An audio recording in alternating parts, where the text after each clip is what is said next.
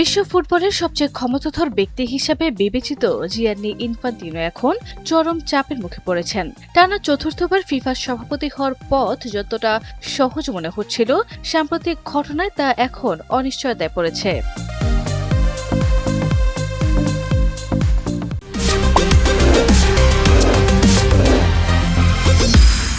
সবকিছু শুরু ফিফার বিভিন্ন টুর্নামেন্টের বাণিজ্যিক সত্তা বেসরকারি প্রতিষ্ঠানের কাছে বিক্রির পরিকল্পনা ঘিরে। ব্যাপক সমালোচনার মুখে সেই পরিকল্পনা থেকে সরে এলেও ইনফান্তিনোর প্রতি আস্থা ফিরিয়ে আনতে পারেনি ফিফার গুরুত্বপূর্ণ অংশীদাররা। ইতিমধ্যে ইউরোপীয় ফুটবলের নিয়ন্ত্রক সংস্থা উয়েফা তার প্রতি সমর্থন প্রত্যাহারের ঘোষণা দিয়েছে। একই পথে হেঁটেছে ইংল্যান্ড ও ওয়েলস ফুটবল অ্যাসোসিয়েশনও। ফলে আগামী মার্চে অনুষ্ঠিতব্য ফিফা সভাপতির নির্বাচনে ইনফান্তিনোর ভবিষ্যৎ এখন বড় প্রশ্নের মুখে।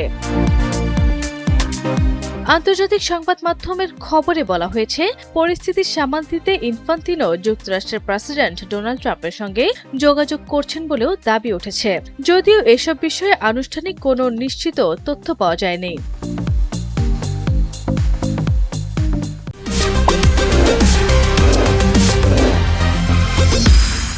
এদিকে দ্য টাইমসের এক প্রতিবেদনে বলা হয়েছে, ইনফান্তিনো স্বেচ্ছায় পদত্যাগ না করলে উয়েফা, কনকাকাফ এবং এশিয়ান ফুটবল ফেডারেশন যৌথভাবে ফিফার কার্যক্রম কার্যত অচল করে দেওয়ার পরিকল্পনা করছে।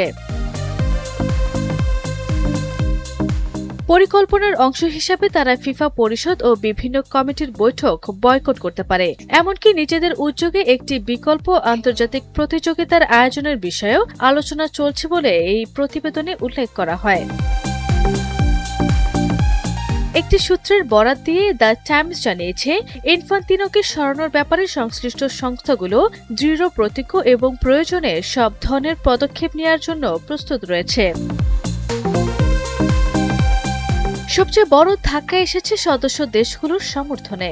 সপ্তাহখানেক আগেও যেখানে 211 সদস্য দেশের অধিকাংশই ইনফান্তিনোর পাশে ছিল, সেখানে এখন পর্যন্ত মাত্র 15টি দেশের সমর্থন রয়েছে বলে বিভিন্ন আন্তর্জাতিক গণমাধ্যমে দাবি করা হয়েছে।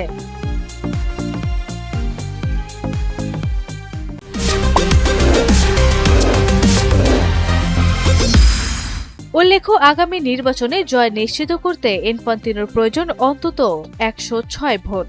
এখনো পর্যন্ত তার বিপক্ষে আনুষ্ঠানিকভাবে কোনো প্রার্থিতা ঘোষণা করেনি, তবে আগামী 18 নভেম্বর পর্যন্ত মনোনয়ন জমা দেওয়ার সুযোগ রয়েছে।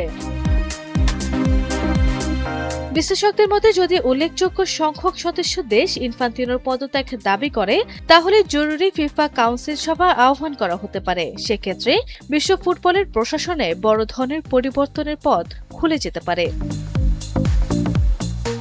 আরবি ইসলাম হিমু, এনটিভি অনলাইন।